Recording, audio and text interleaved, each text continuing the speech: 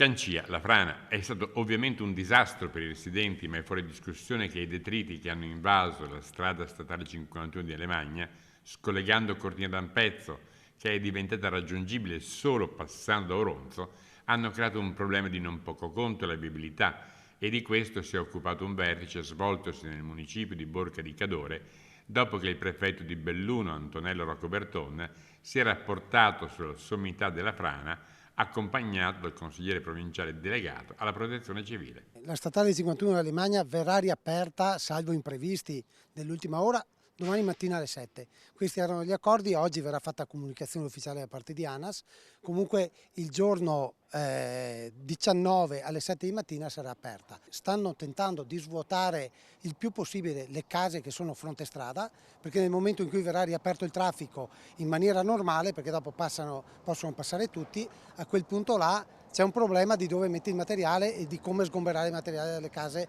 fronte strada. La 51 verrà riaperta il 7 e ci sarà una procedura di allerta nel momento in cui c'è una colata in corso, abbiamo due vedette. C'è pioggia prima.